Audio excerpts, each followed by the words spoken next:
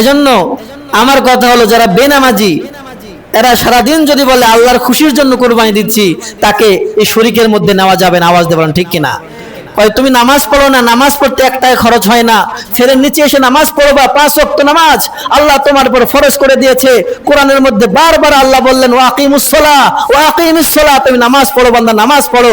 তুমি নামাজের ধারে কাছে আসো না যে নামাজ পড়তে 500 টাকা খরচ হয় না, আর তুমি 30,000 টাকা খরচ করে আল্লাহর সন্তুষ্টির জন্য কুরবানি দিবে।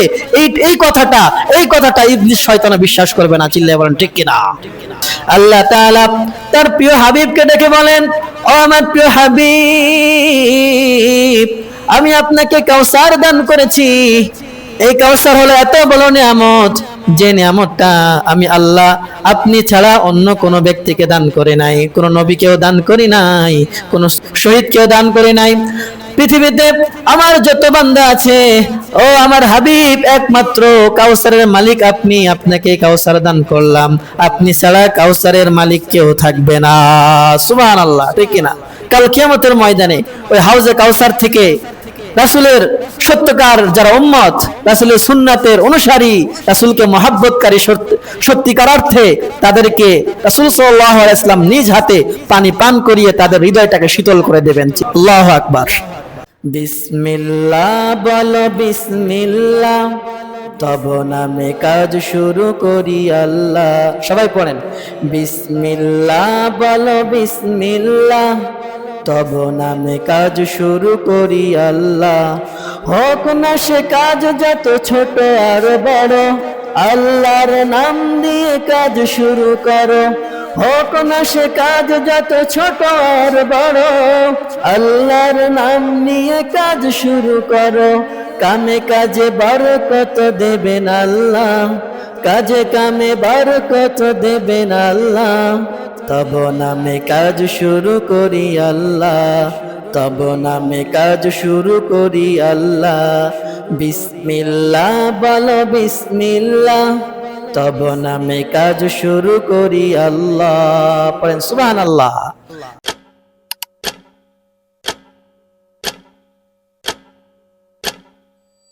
প্রথমত আমরা জানবো যে এই কুরবানি শব্দটির অর্থ কি, জানার দরকার আছে না? কুরবানি যে আমরা করে থাকি, এই কুরবানি শব্দের অর্থটা আমাদেরকে জানতে হবে। কুরবানি আরবি শব্দ, এটা এসেছে কুরবুন থেকে। কুরবুন মানে হচ্ছে নিকটবর্তী হওয়া, নৈকট্য অর্জন করা, কারো কাছে চলে যাওয়া। এখান থেকে কুরবানি মানে নৈকট্য অর্জন করা। কি অর্জন করা? টু অ্যাটেন্ড ক্লোজনেস, কেউ কারো খুব কাছে চলে গেল, এটাকে বলা হয় কুরবানি। কি বলা হয় এটাকে? কুরবানির মাধ্যমে একজন বান্দা তার রবের কাছে চলে যায়। কথা বলেন ঠিক কিনা? এজন্য হলো কুরবানিকে কুরবানি বলা হয়। কুরবানির মাধ্যমে তাহলে কার কাছে যাওয়া যায় আমার ভাইয়েরা? কার কাছে যাওয়া যায়? আল্লাহ তাআলার কাছে যাওয়া যায়, আল্লাহ তাআলার নৈকট্য প্রাপ্ত বান্দা হয়ে যায়। সবাই আলহামদুলিল্লাহ পড়েন। তো এজন্য এই কুরবানির গুরুত্ব কম না বেশি? তাহলে আমরা কুরবানি শব্দের অর্থ জানলাম, নিকটবর্তী হওয়া। কি হওয়া? এই অর্থে আল্লাহ তাআলা পবিত্র কোরআনের মধ্যে একটি আয়াতের মধ্যে ইরশাদ করেছেন, সূরাতুল মাইদার 27 নম্বর আয়াত, যেখানে কুরবানি শব্দটা নিকটবর্তী হওয়ার অর্থে এসেছে। কি অর্থে এসেছে আমার ভাইরা? রাব্বুল আলামিন বলেন, ওয়াতলু আলাইহিম নাবা ইবনাই আদম বিল হাক্কি ইয ক্বাররাবা কুরবানান ফাতুকব্বিলা মিন আহাদিহিমা ওয়া লাম ইউতাকাব্বাল মিনাল আখার। পড়েন আল্লাহু আকবার। আল্লাহ তাআলা তার রাসূলকে বলেন, ও আমার প্রিয় হাবিব, আপনি আমার বান্দাদের কাছে আদম আলাইহিস সালামের 2 পুত্রের কথা, তাদের ঘটনা তুলে ধরো। আদম আলাইহিস সালামের 2 পুত্র হাবিল এবং কাবিল, তারা যখন আমি আল্লাহর নৈকট্য অর্জন করার জন্য কুরবানি করলো, ত্যাগ স্বীকার করলো, আমি আল্লাহ একজনের কুরবানি, আমি আল্লাহ একজনের ত্যাগটাকে কবুল করলাম, আর অপরটারে কবুল করলাম না, অন্যটারে ফিরিয়ে দিলাম। কথা বলেন ঠিক কিনা? কবুল করার মালিক কে? আল্লাহ আদম আলাইহিস সালামের দুইজন সন্তান তারা আল্লাহর জন্য বিসর্জন দিয়েছিল, স্যাক্রিফাইস করেছিল, কুরবানি করেছিল। আল্লাহ তাআলা শুধু একজনেরটা কবুল করেছে। কারটা কবুল করেছে? হাবিলেরটা কবুল করেছে, কাবিলেরটা কবুল করে নাই। তার মানে আল্লাহ তাআলা যারটা চাইবে তারটা কবুল করবে, আর আল্লাহ তাআলা তারটাই কবুল করে যে ইবাদতটা, যে বান্দা তার ওই বন্দেগীটা রবের খুশির জন্য করে। কথা বলেন ঠিক কিনা? হাবিল করেছিল তার রবের খুশির জন্য, তার রবের সন্তুষ্টি পাওয়ার জন্য, আর কাবিল করেছিল দুনিয়াবি স্বার্থ হাসিল করার জন্য। কথা বলেন ঠিক কিনা? আল্লাহ কারটা কবুল করলেন? হাবিলেরটা কবুল করে নিয়েছেন। আমার প্রিয় ভাইয়েরা, তাহলে আমরা বুঝতে পারলাম কুরবানি শব্দের অর্থ কি? কুরবানি শব্দের অর্থ হচ্ছে নিকটবর্তী হওয়া, কারণ নৈকট্য অর্জন করা। আমরা আমাদের রবের নৈকট্য অর্জন করতে চাই কি চাই না? সবাই চাই তো? তাহলে এই আলোচনাগুলো সুন্দর করে শুনতে হবে, মনোযোগ দিয়ে শুনতে হবে, ঠিক কিনা? যখন যে হুজুর কথা বলে, যে আলেম কথা বলে, তারটা মনোযোগ দিয়ে শুনবো, সেগুলো মানবো, তাহলেই আল্লাহ তাআলার কাছে যেতে পারবো। কথা বলেন ঠিক কিনা? আমার প্রিয় ভাইয়েরা, এটা জানতে পারলাম কুরবানি শব্দের শাব্দিক বিশ্লেষণ, শাব্দিক অর্থ। শরীয়তের পরিভাষায় কুরবানি কাকে বলা হয়? শরীয়তের পরিভাষায় কুরবানি বলা হয় যাবহু হাইওয়ানিন মাখসুসিন ফি ওয়াক্তিন মাখসুসিন বিকাইফিয়াতিন মাখসুসা। নির্দিষ্ট ধরনের প্রাণী নির্দিষ্ট সময়ে নির্দিষ্ট পদ্ধতিতে জবেহ করাকেই বলা হয় কুরবানি। পড়েন সুবহানাল্লাহ। এখানে প্রাণী নির্দিষ্ট, ঠিক কিনা? আপনি যে কোনো প্রাণী এসে জবে করে ফেলবেন, আর সেটা কি কুরবানি হবে? আপনার বাড়ির বিশাল বড় একটা মোরগ জবে করলেন, তাহলে তো কুরবানির সব পেয়ে যাবেন, তাই না? হ্যাঁ, সব হবে। বিশাল বড় মুরগি ছাগলের সমান যদি হয়, কুরবানি হবে। তার মানে নির্দিষ্ট এখানে প্রাণী রয়েছে। ফুকাহে কেরাম বলেন 3 ধরনের প্রাণী কুরবানি করা যায়। আওয়াজ দিয়ে বলেন কয় ধরনের আমার ভাইয়েরা? 3 ধরনের প্রাণী। একটি হচ্ছে জিনসে বাকার, গরু জাতীয় প্রাণী, গরু বা এই জাতীয়, এই সমমানের, যেমন মহিষ রয়েছে। আরেকটি হলো জিনসে গানাম, ছাগল জাতীয়, ছাগল, ভেড়া, দুম্বা, এই জাতীয় যে প্রাণীগুলো রয়েছে। এবং আরেকটি হলো জিনসে নাআম, উট, উটের প্রকার থেকে সবচেয়ে বড় প্রাণী। উটের চেয়ে বড় কোনো প্রাণী আছে? এই ধরনের প্রাণী দিয়ে কুরবানি করতে হবে যদি সেটা গৃহপালিত হয়। যদি সেটা কি হয়? তার মানে আপনি বনের একটা হরিণ ধরে নিয়ে এসে কুরবানি করবেন, সে কুরবানি সহি হবে না। হবে নাকি? সেই পশুটি গৃহপালিত। আবার গৃহপালিত যে কোনো পশু হলে হবে না, আপনার হাঁস মুরগি দিয়ে কুরবানি চলবে না। তার মানে কুরবানি হতে হলে প্রাণী নির্দিষ্ট আছে না নাই? কথা বলেন। এবং সময় নির্দিষ্ট রয়েছে। ইসলামের বিধান অনুযায়ী 3 দিন হলো সময়। 10 তারিখ, 11 তারিখ, 12 তারিখ, এই 3 দিন কুরবানি করা যায়। কয়দিন করা যায় আমার ভাইয়েরা? 3 দিন কুরবানি করা যায়। আমরা মনে করি একদিনই করতে হবে, শুধু 10 তারিখে কুরবানি না। আপনি 11 তারিখেও করতে পারবেন, আপনি চাইলে 12 তারিখেও করতে পারবেন। তবে 10 তারিখের সওয়াব 11 তারিখের চেয়ে বেশি। পড়েন সুবহানাল্লাহ।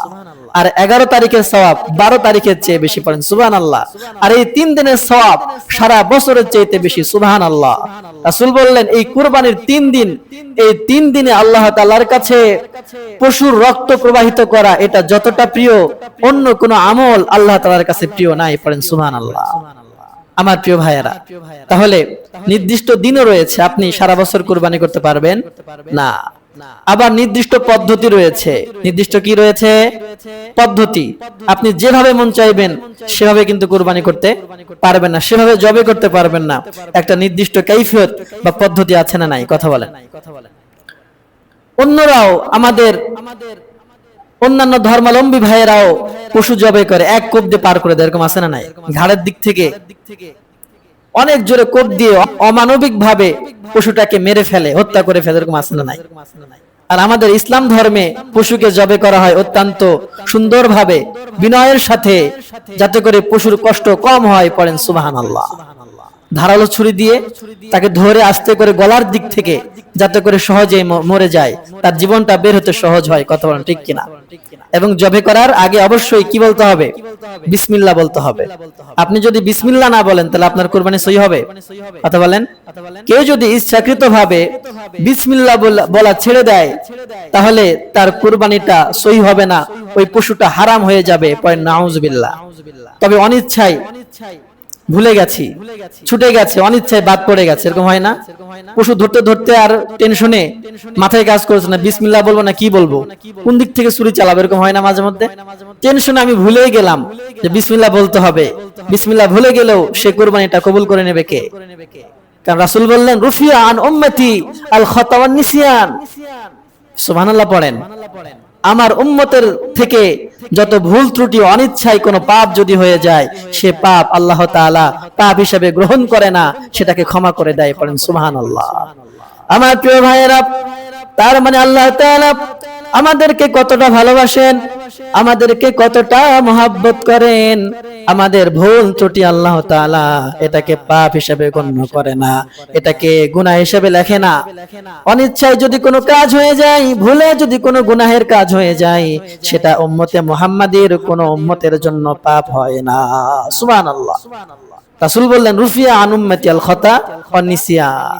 এজন্য ভুলে গেলে কোনো সমস্যা নাই। তবে মুসলিমের প্রতিটি কাজ হতে হবে, প্রতিটি কাজ শুরু হতে হবে বিসমিল্লাহ বলে। কি বলে আমার ভাইয়েরা?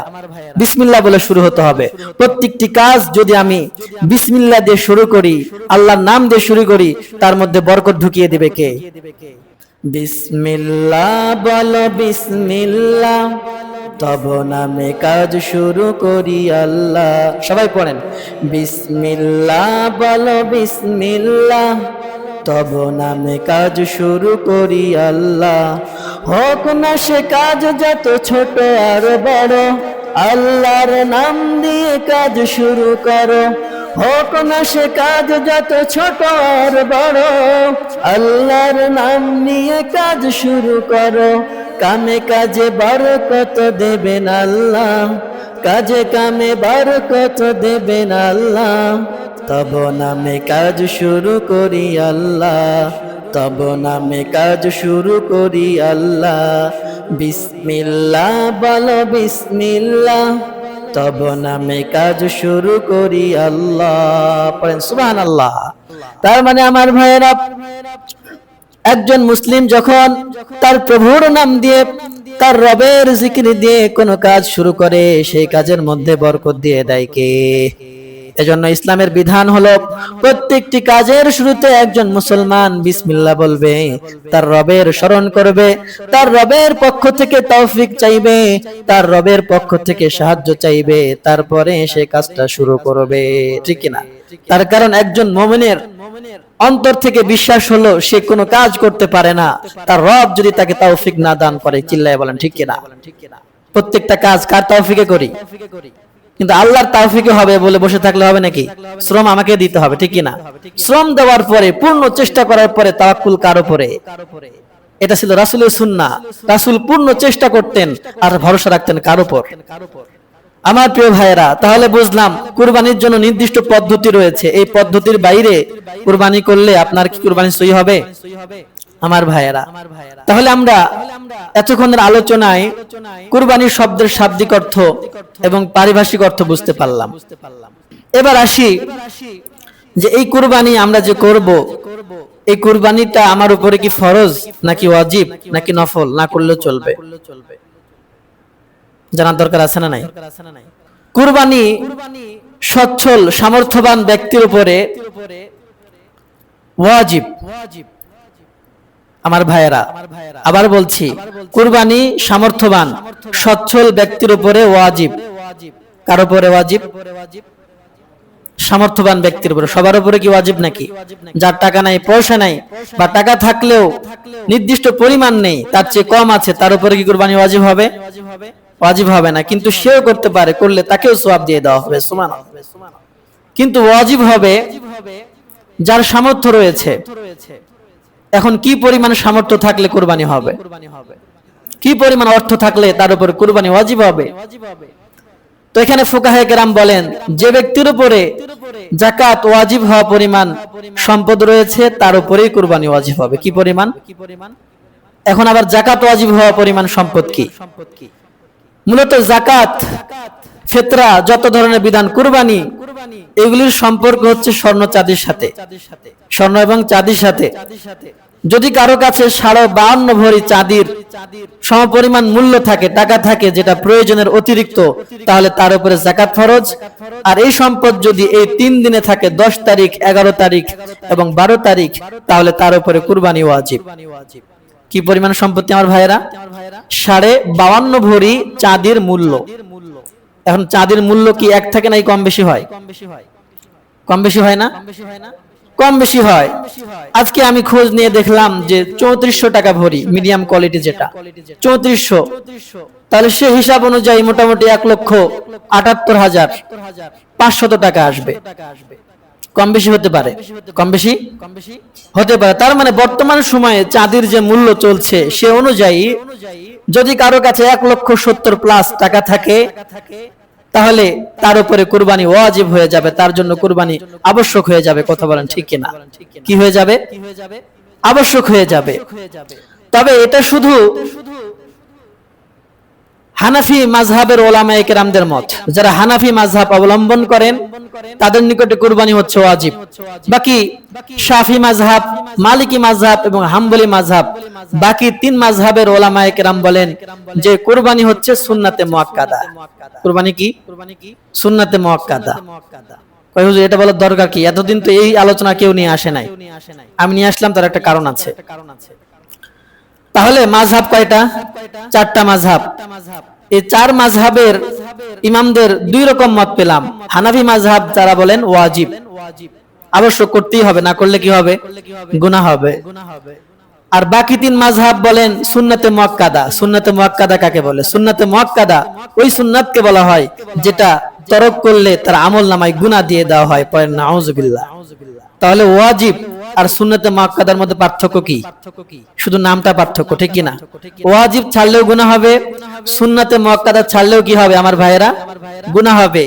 তাহলে কুরবানি এমন একটা বিধান যেটা যার সামর্থ্য আছে সে যদি ছেড়ে দেয় তার আমলনামায় কি লেখা হবে? গুনাহ লেখা হবে। তাহলে যে কাজ করার শক্তি থাকার পরে না করা হয়, যার কারণে গুনাহ লেখা হয়, সেটা আবশ্যক নাকি করলেও হবে, না করলেও হবে? কথা বলেন। আবশ্যক নাকি করলেও চলবে, না করলেও চলবে? আবশ্যক না? তার মানে আমার ভাইয়েরা কুরবানি হচ্ছে সামর্থ্যবান ব্যক্তিদের জন্য আবশ্যকীয় বিধান। যার সামর্থ্য রয়েছে সে ব্যক্তিকে অবশ্যই কুরবানি করতে হবে। সে যদি কুরবানি না করে তাহলে তার জন্য রয়েছে কঠিন ধমকি, কঠিন হুমকি। রাসূল বলেন যে ব্যক্তি সামর্থ্য রাখলো এরপরেও কুরবানি করলো না, সে যেন আমাদের সাথে ঈদগাহে নামাজ পড়তে না আসে। নাউযুবিল্লাহ। সুনানে ইবনে মাজাহ 3123 নম্বর হাদিস, عن أبي هريرة رضي الله تعالى عنه قال قال النبي صلى الله عليه وسلم من وجد ساعة فلم يضحي فلا يقربن مصلانا। যে ব্যক্তি কুরবানি করার সামর্থ্য রাখে, আল্লাহ তাআলা তাকে এবিলিটি দিলেন, সামর্থ্য দিলেন, সচ্ছলতা দান করলেন, সম্পদ দিলেন, সে চাইলে কুরবানি করতে পারে, কিন্তু এরপরেও টাকার মায়ায় পড়ে সম্পদ জমিয়ে রেখে কুরবানি করলো না।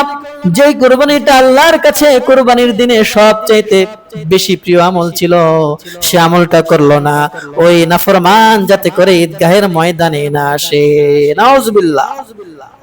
তাহলে এত বড় হুমকি এবং ধমকি কখনো নফল বিধানের ক্ষেত্রে দেওয়া হয় না। আমার ভাইরা খেয়াল করতেছেন? আমার দিকে খেয়াল করেন। শরীয়তের মূলনীতি কি? যেই কাজে ধমকি দেওয়া হয়েছে করো, নালে কিন্তু আল্লাহ কঠিন হুঁশিয়ারি আসে, ওই বিধানটা উপরে ওয়াজিব হয়ে যায় বা ফরজ হয়ে যায়। কথা বলেন ঠিক কিনা? কোন নফল বিষয়ে কি জোরাজুরি করা যায়? নফল যেটা করলেও চলবে, না করলেও চলবে, ওটা কি বাধ্যতামূলক? ওটার ব্যাপারে কখনো ধমকি থাকে না, ঠিক কিনা? তার মানে কুরবানির ব্যাপারে রাসূল সাল্লাল্লাহু আলাইহি ওয়াসাল্লাম কঠিন ধমকি দিয়ে বললেন সে ব্যক্তি নাফরমান, সে যেন আমাদের সাথে নামাজ পড়তে না আসে, ঠিক কিনা? তাহলে এর দ্বারা আমরা কি বুঝলাম? করলেও চলবে, না করলেও চলবে নাকি? হ্যাঁ, যাদের সামর্থ্য আছে না করলে তো চলবে, তাই না? নাই, করতেই হবে, করতেই হবে। নাফরমান বদনসিব ছাড়া, আল্লাহর বেঈমান বান্দা ছাড়া এই দিনে সামর্থ্য রাখার পরেও কোনো ব্যক্তি কুরবানি থেকে পিছপা হতে পারবে না। চিল্লায় বলেন ঠিক কিনা আমার ভাইয়েরা? তাহলে এই হাদিস থেকে বুঝতে পারলাম কুরবানির বিধানটা আবশ্যক, এটা করতেই হবে, কোনো ছাড় নাই যাদের সামর্থ্য রয়েছে, ঠিক কিনা? এবার আসেন সূরা কাউসারের মধ্যে রাব্বুল আলামিন সূরা কাউসারের মধ্যে বলেন, ইন্না আ'তাইনাকাল কাউসার ফাসাল্লি লিরাব্বিকা ওয়ানহার ইন্না শানিআকা হুয়াল আবতার। পড়েন সুবহানাল্লাহ। আল্লাহ তাআলা তার প্রিয় হাবিবকে ডেকে বলেন, ও আমার প্রিয় হাবিব, আমি আপনাকে কাউসার দান করেছি। এই কাউসার হলো এত বড় নিয়ামত, যে নিয়ামতটা আমি আল্লাহ আপনি ছাড়া অন্য কোনো ব্যক্তিকে দান করে নাই, কোনো নবীকেও দান করি নাই, কোনো শহীদকেও দান করি নাই। পৃথিবীতে আমার যত বান্দা আছে, ও আমার হাবিব একমাত্র কাউসারের মালিক আপনি, আপনাকে কাউসার দান করলাম, আপনি ছাড়া কাউসারের মালিক কেউ থাকবে না। সুবহানাল্লাহ, ঠিক কিনা? কাল কিয়ামতের ময়দানে ওই হাউজে কাউসার থেকে রাসূলের সত্যকার যারা উম্মত, রাসূলের সুন্নাতের অনুসারী, রাসূলকে মহব্বতকারী সত্যিকার অর্থে তাদেরকে রাসূল সাল্লাল্লাহু আলাইহি ওয়াসাল্লাম নিজ হাতে পানি পান করিয়ে তাদের হৃদয়টাকে শীতল করে দেবেন। চিল্লায় বলেন না আল্লাহু আকবার। সেদিন কাউসারের পানি পান করতে চাই কি চাই না? আমার প্রিয় ভাইয়েরা, রাসূলকে আল্লাহ তাআলা কাউসার দান করলেন, নিয়ামত দান করলেন, এরপর একটা বিধান দিলেন, হে আমার নবী, আপনাকে যেহেতু আমি এত বড় নিয়ামত দিলাম, এজন্য আপনি আমার জন্য শুকরগুজার হয়ে যান। কি করেন? ফাসল্লি, নামাজ পড়েন, প্রে টু ইওর লর্ড, আপনার রবের জন্য সালাত আদায় করেন, ওয়ানহার এবং কুরবানি করেন, স্যাক্রিফাইস করেন। পড়েন সুবহানাল্লাহ। আল্লাহ তাআলা সূরা কাউসারের মধ্যে বিশাল বড় একটি নিয়ামত রাসূলকে দান করলেন। দান করার পরে দুইটি বিধান ওয়াজিব করে দিলেন, আবশ্যক করে দিলেন। বললেন নামাজ পড়ো। নামাজ ফরজ নাকি সুন্নাত? 5 ওয়াক্ত নামাজ পড়লেও হবে, না পড়লেও হবে, তাই না? হ্যাঁ, আপনাদের কি মত? ওই হুজুর এজন্যই তো আসি না, ঠিক কি না? পড়লেও চলবে, না পড়লে চলবে? আল্লাহ বললেন ফাসাল্লি, ও আমার রাসূল, আপনি সালাত কায়েম করেন, নামাজ আদায় করেন, অনহার এবং আপনার রবের জন্য কুরবানি করেন। সুবহানাল্লাহ। কয়টা বিধান? দুইটা বিধান আবশ্যক করে দিলেন। রাসূলকে কাউসারের মতো নিয়ামত দান করলেন, দুইটা বিধান আবশ্যক করলেন। আল্লাহ তাআলা তো আমাদেরকে কোনো নিয়ামত দেন নাই, এজন্য আমাদের জন্য আবশ্যক না, নাকি? হ্যাঁ আমার ভাইয়েরা, আমাদেরকে আল্লাহ তাআলা কোনো নিয়ামত দিয়েছে? হ্যাঁ, না, আমাদের প্রতিও নিয়ামত আছে। কোরআনের মধ্যে যে সকল বিধানগুলো এসেছে শুধু রাসূলের জন্যই, আমাদের কোনো দায়িত্ব নাই এখানে, নাকি সবার জন্য? কোরআন নাজিল হয়েছে সবার জন্য। রাসূলের উপর কোরআন নাজিল করার মাধ্যমে আল্লাহ তাআলা কিয়ামত পর্যন্ত তার সব বান্দাদের উপরে সালাত এবং কুরবানি আবশ্যক করে দিয়েছেন। কথা বলেন ঠিক কিনা? শুধু রাসূলের উপর আবশ্যক নাকি আমাদের উপর আবশ্যক? ফাসাল্লি লিরাব্বিকা ওয়ানহার, আপনার রবের জন্য সালাত কায়েম করেন এবং কুরবানি করেন, এই বিধান দুইটিকে আমি আবশ্যক করে দিলাম। কথা বলেন ঠিক কিনা? তার মানে কুরবানি করতেই হবে, যার সামর্থ্য আছে তাকে করতেই হবে, ঠিক কিনা আমার ভাইয়েরা? শরীয়তের মূলনীতি হলো, যখন আল্লাহ তাআলা কোনো আদেশ সূচক শব্দ ব্যবহার করেন তখন সেটা আবশ্যক হয়ে যায়। কি হয়ে যায়? কথা বুঝতেছেন? যখন কোনো আদেশ সূচক শব্দ ব্যবহার করেন সেটা কি হয়ে যায়? আবশ্যক হয়ে যায়, ওখানে কোনো ছাড় থাকবে না। আল্লাহ তাআলা বলেন ফাসাল্লি, এটা আদেশ সূচক শব্দ। যারা আরবি ব্যাকরণ বুঝেন তারা বুঝতে পারবেন। ফাসাল্লি এটা আদেশ সূচক, নামাজ কায়েম করো, আদেশ কার পক্ষ থেকে? ওয়ানহার, এটাও আদেশ, কুরবানি করো, কার পক্ষ থেকে আদেশ? আল্লাহ যখন তার বান্দার প্রতি কোনো আদেশ করে, আদেশ সূচক শব্দ ব্যবহার করে, তখন সেটা ওই বান্দার জন্য অবধারিত হয়ে যায়, ওটা আবশ্যক হয়ে যায়। আওয়াজ দিয়ে বলেন ঠিক কিনা আমার ভাইয়েরা? তার মানে হলো কুরবানির যে বিধান, এটা হলো আবশ্যক, পালন করতেই হবে। যদি কোনো ব্যক্তি সামর্থ্য রাখার পরেও কুরবানির মতো বিধান থেকে পিছপা হয়, কুরবানি না করে, তাহলে বুঝতে হবে সে কপাল পোড়া বদনসিব, তার চাইতে দুর্ভাগা কেউ নাই, ঠিক কিনা? ওই হুজুর এই ওয়াজ করতে হবে না, এই জন্য তো আমরা সবাই কুরবানি দেই, ঠিক কিনা? নামাজ পড়ি আর না পড়ি, কুরবানি কিন্তু আমি দেই। এরকম আছে না নাই? কথা বলেন আমার ভাইয়েরা। তাহলে কুরবানির বিধানটা হলো আবশ্যক, ঠিক কিনা? কুরবানির বিধান কি? আবশ্যক।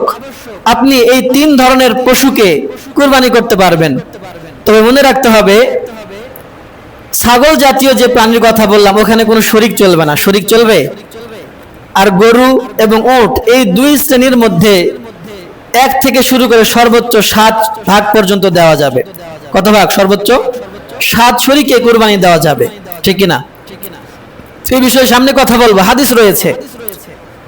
তাহলে 7 শরীকে কুরবানি দেওয়া যাবে।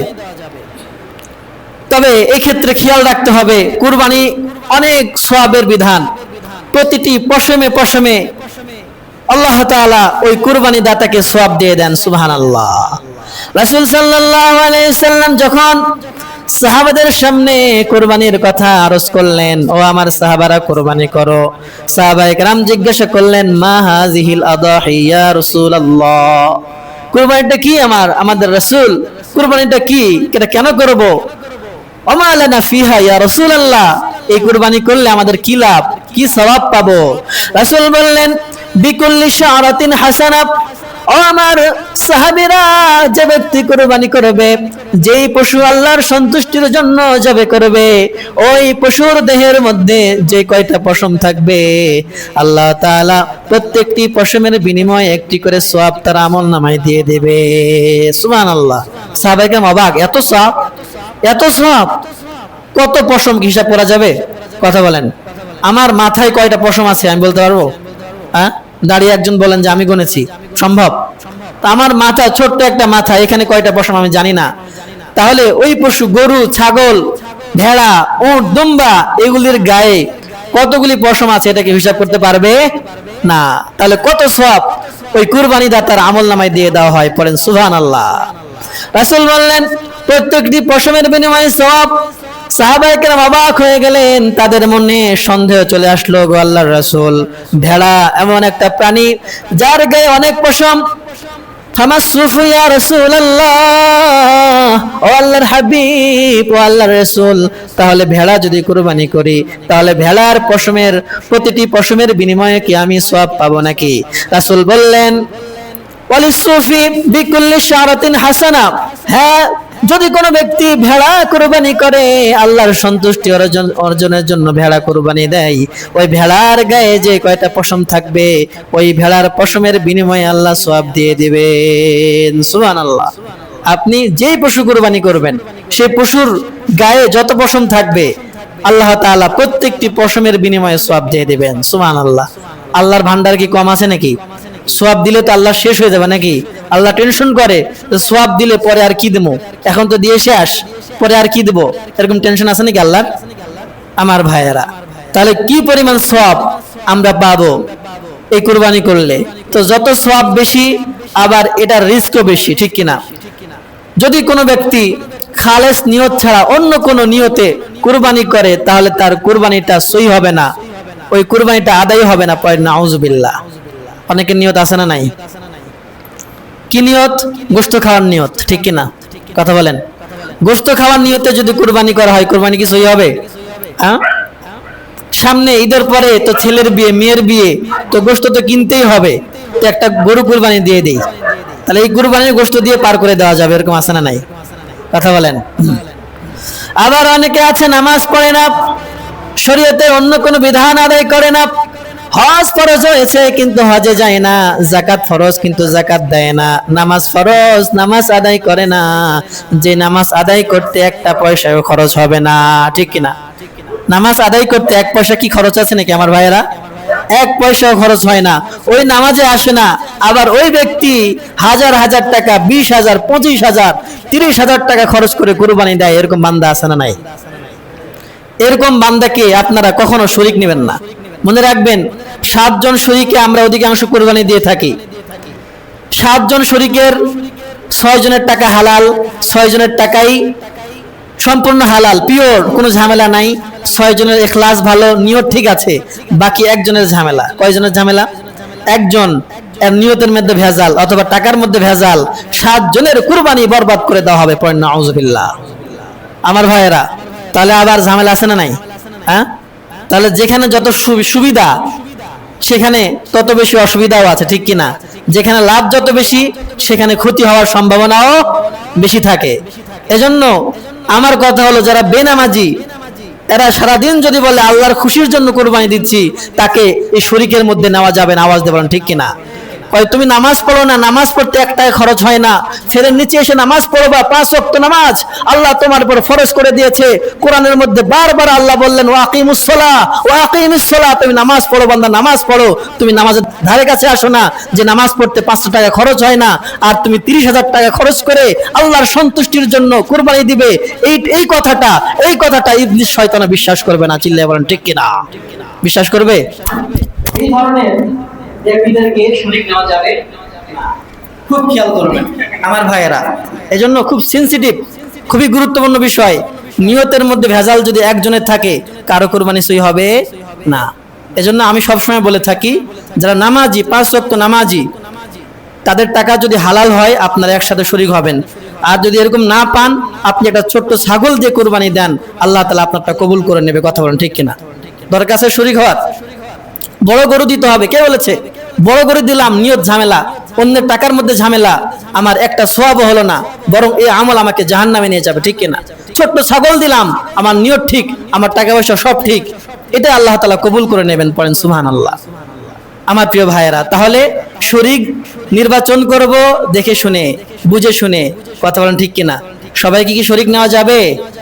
সবাইকে শরীক নেওয়া যাবে না। দেখে শুনে, বুঝে শুনে, খুব চিন্তা ভাবনা করে, যাতে করে আমরা শরীক নির্বাচন করি। আল্লাহ তুমি আমাদের সবাইকে বুঝে আমল করা তৌফিক দান করো। আমরা সবাই পড়ি আমিন। ওয়া আখিরু দাওয়ানা আনিল হামদুলিল্লাহি রাব্বিল আলামিন।